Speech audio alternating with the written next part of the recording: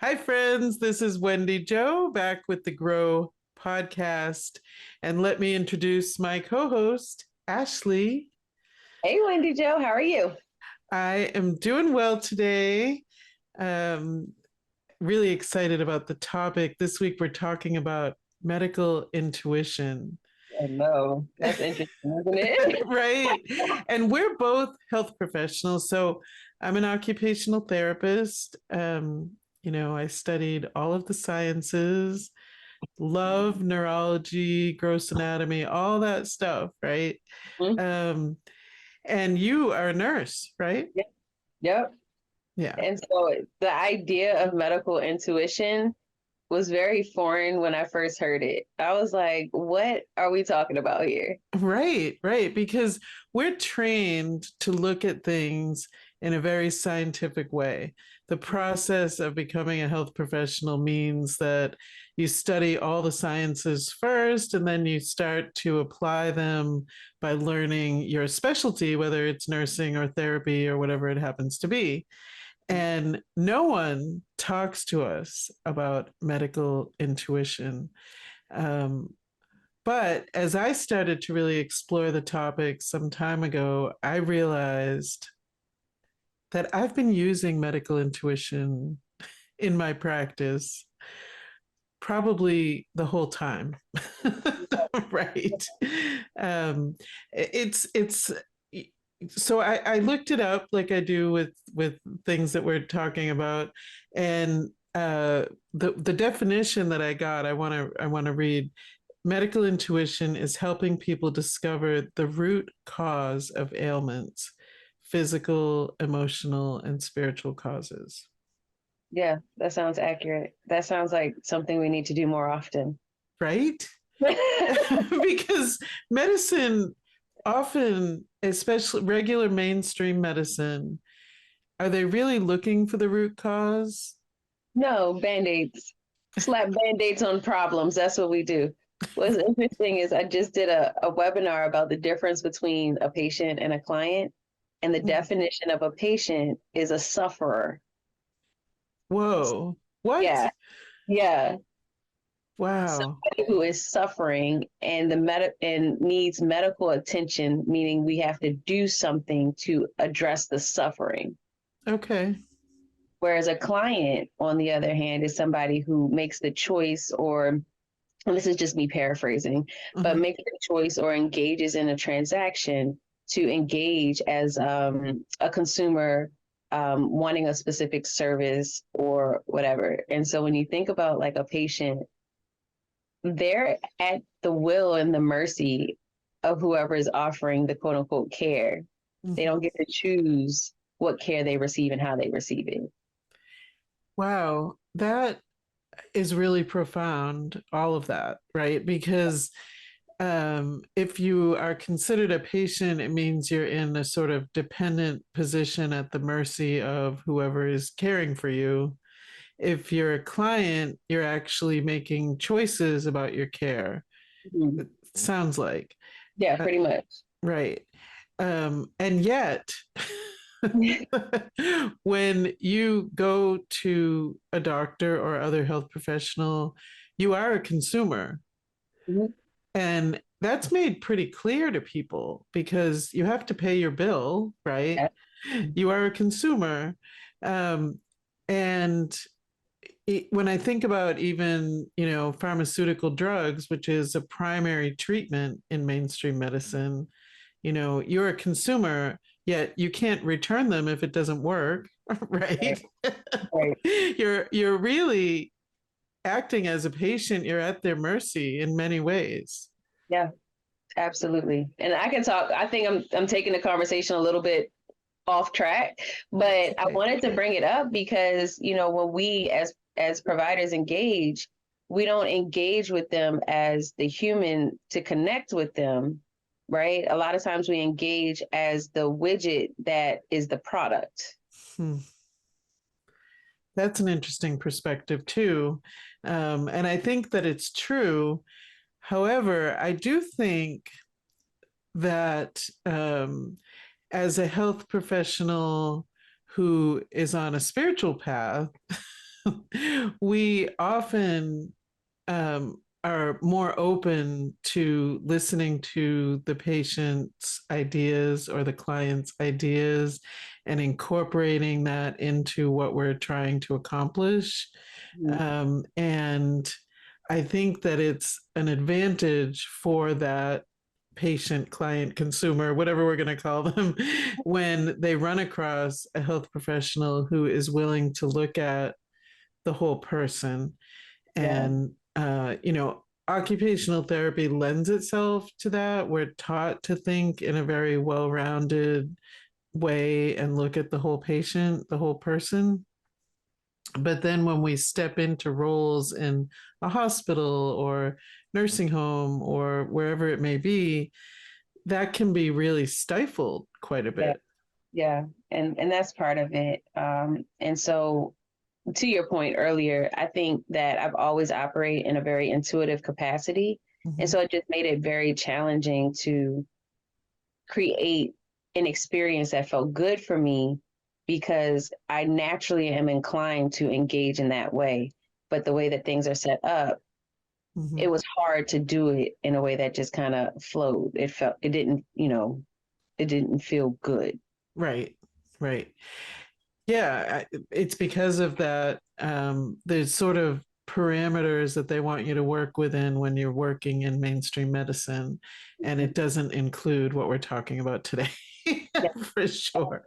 Um, and I think with clients or patients, we also have to recognize that some are not going to be interested in the stepping outside that box, yeah, um and may think you're a little woo woo, and are you really a nurse if you're talking to me yeah. about what you're feeling could be happening.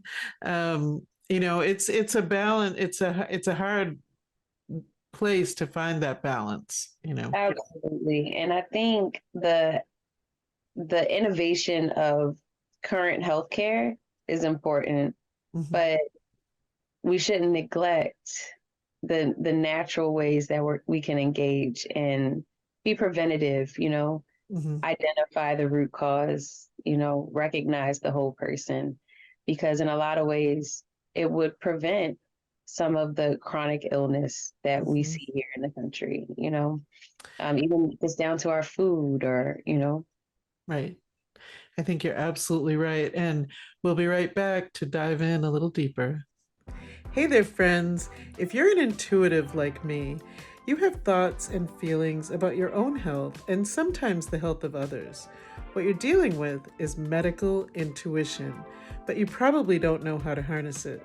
Hey, I met this wonderful woman named Gina, and she's doing a training on medical intuition with her company, The Heal World. Let's face it, there's lots of people getting sicker and sicker, and they often don't find answers with mainstream medicine. We have lots of technology, but we're missing the key: medical intuition. If you'd like to learn more, you could email her at gina@blisslife.com or give her a call at 352 888 2100. The Heal World. And we're back. We're talking about medical intuition today. And so, Ashley, in working as a nurse, have you ever experienced like a feeling, or something is wrong in a particular area in someone, but it's not like in their chart or on the surface what you're working with? Yeah, so it's actually been a long time since I've taken care of a patient. So I don't know if when I was taking care of patients, I was um, one, confident in what I was feeling, and two, even necessarily aware. But what I do know or remember is when I would enter in certain patients' rooms, sometimes I would um, take an avoidant approach because of the energy that I'll feel in the space in the specific room. And then I also very strongly advocated for patients that wasn't necessarily quantifiable, right? Mm. Like I would feel like we need to look at this particular patient's issue, or you know, um, this thing is causing them additional stress. Like that was kind of where I would land in the advocacy space when it came to how I care for my patient, because I knew that it was more than we need to take them down to surgery now, or it's more than they're just combative. I used to have patients all the time. They would tell me that the night shift nurse would be like, "Oh, they're such a difficult patient," and I would come in and I'd be like, "What's so difficult about them?" Mm-hmm. It would be a completely different experience, and it would be, I think, literally just because I was able to recognize where the block was for that Right. person, Right. you know. Yeah, I can relate to that. And even when you said that about a difficult patient, something triggers inside me when health professionals say that because Yeah, I'm like, well, wait a minute. Like or they'll say this person is self-defeating. Like yeah, they're not making progress because they're self-defeating. And so I will dig deeper and I might, go and see that person and I'm doing regular occupational therapy stuff, but I also intuitively feel like it's related to the reason they're so-called difficult or self-defeating is because of all this trauma that I can feel on them, mhm, and I mhm, I know it's related to their trauma. So finding a way, an inroad to talk about that but still stay within the scope of practice can be really difficult. yeah, But I have these feelings and I can't stop it. Um, Sometimes even just giving a little energy, through my hands as I'm meeting with them can just calm them right down. And they might start to talk about what the real issue is and why their pain is unrelenting. And they suffered various traumas as a child or when they were younger or recently, whatever. And so that all becomes really important to their care. And I really think medical intuition has a place and is net needed in mainstream medicine. I mean, I don't know about you, but many patients, I'll get this gut feeling about a certain organ or problem that isn't what they're there for, but I just have this feeling, yeah, you yeah, know. seriously. Um, and and I since now that I'm in a more aware space, even just dealing with people, I already know, there's a wound in there, or Mhm. I already know that like something's going on with a patient. I like friends and family. I knew when my aunt was gonna die Wow. Yeah. before she did it. Hmm. And it was so hard because you can't really say stuff like that. Right. Right. Like people, you can feel it and know it and maybe take some action that you can take, but that is really a hard thing to actually tell others around you. They may or may not believe you, they'll get upset about it. I think there's a balance too, to know when to say something and when not to. Yeah. um, I so years ago, I went into the hospital because I had an infection in my foot, and the cardiologist came to see me because I told them I had jaw pain. And as a woman, we have different symptoms of cardiac issues. So I had this jaw pain, and thankfully, the nurse, called cardiology, right? And so this cardiologist came in, and he was an older guy, like close to retirement, right? So he's seen a lot of people, and he ordered a stress test and an echo and all this stuff. Everything came back fine. And so he comes in the room and he's just staring at me, like seriously, like there's like this pregnant pause of him standing there staring at me. And he said, you know I just have a feeling that there's something with your heart, and I want to do a catheterization even though your tests are all normal. Yeah. And if that's so, I said, okay, okay. I called my ex-husband who's a physician, and I said, I was like in my early 40s. I was like, he wants to do a heart cath, Yeah. you Yeah. know, my ex-husband was like, listen, we're getting older, just let him do it, Yeah. right?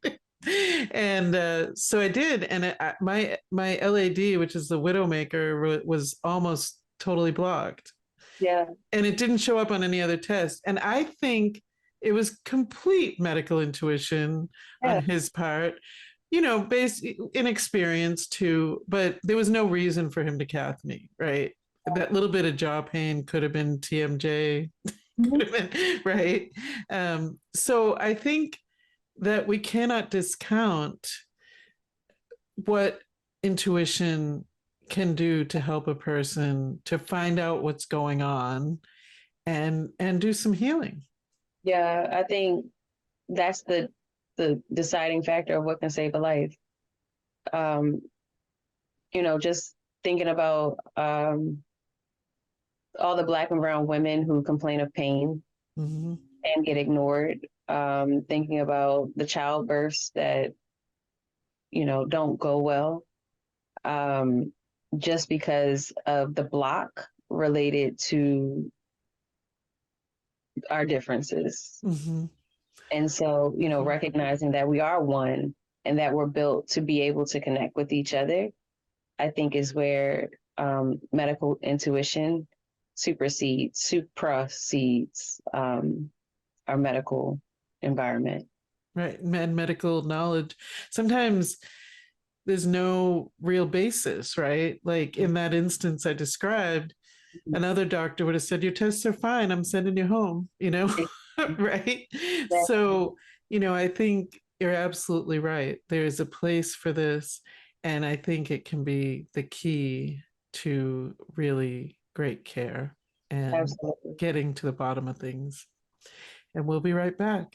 I'm a nurse. Why haven't I heard about this? Have you heard of a medical intuition? So, what I understand is that the practitioner uses their intuition to help find physical ailments throughout the body. I guess they just use their gut, or maybe it's just a feeling. I don't know, but I can see why somebody would think that it's kind of like fluff. At the same time, I do believe in using my own intuition for a lot of stuff. And I find that when I don't use my intuition, I'm usually led down the wrong path. And since I'm a nurse, I feel like for some reason this just goes together. So I decided to take a medical intuition course. I know Gina's gonna teach me some really cool stuff. Have you heard of the Cannabis Nursing School? It's a place where cannabis nursing, entrepreneurship, and spirituality meet. The Highline Tribe is waiting for you, and it's so easy to find. CannabisNursingSchool.com. And we're back.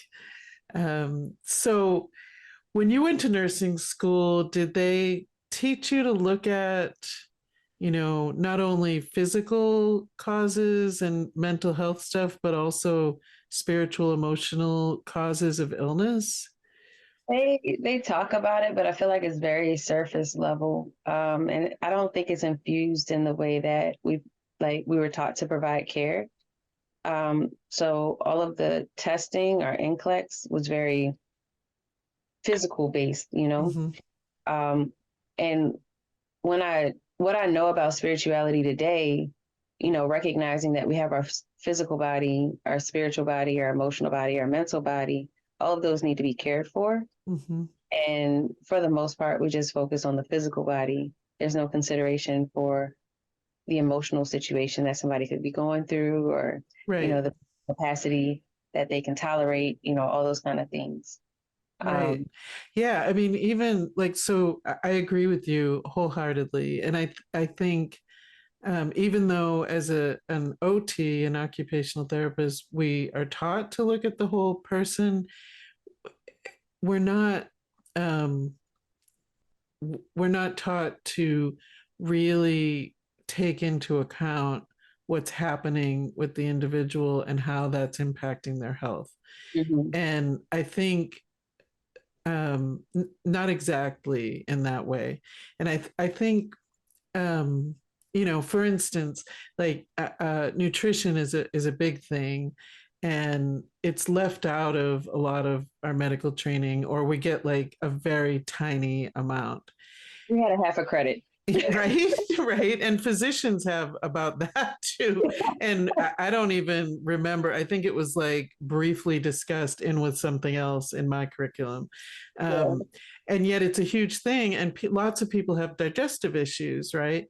And digestive issues can be from a whole host of causes, including emotional and spiritual issues. Mhm. You know, so as using our intuition, if we're looking at, I think we could look at people in a more well-rounded way, get to the bottom of it, and release some of these chronic issues that happen, like with Yeah, the stomach and digestive tract.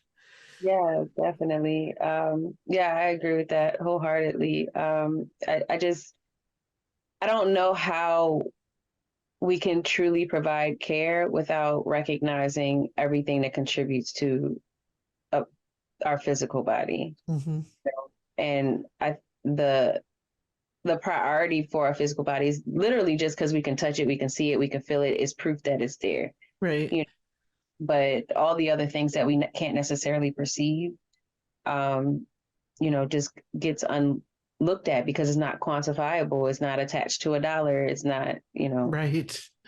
Right. Unfortunately, healthcare became really a business, and it's not in the business model. Yeah. Yeah. You know, to add this intuition, which is so important and can lead you down the real path of why someone is feeling ill, particularly with chronic illnesses, because physicians don't know what to do with people. Often they're women who come in with these host of complaints, from body pain, fatigue, insomnia, like all this stuff that could be related to, an unhealthy relationship.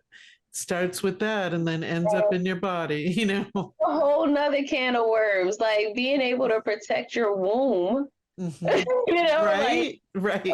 all the things that go into womb health is Mm-hmm. not talked about.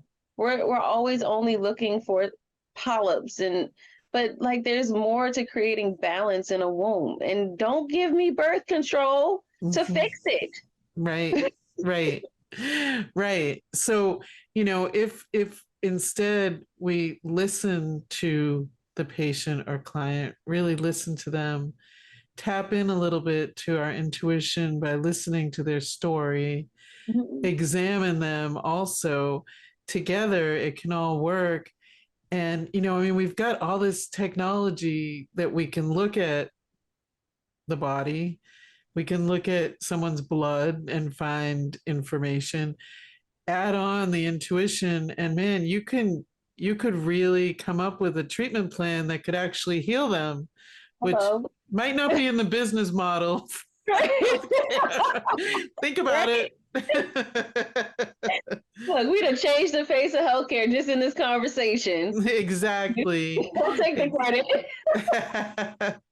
So this is part one, medical intuition on the Grow podcast, where Ashley and I are taking a medical intuition course with Gina, and we're going to interview her as part two of All our right. medical intuition topic.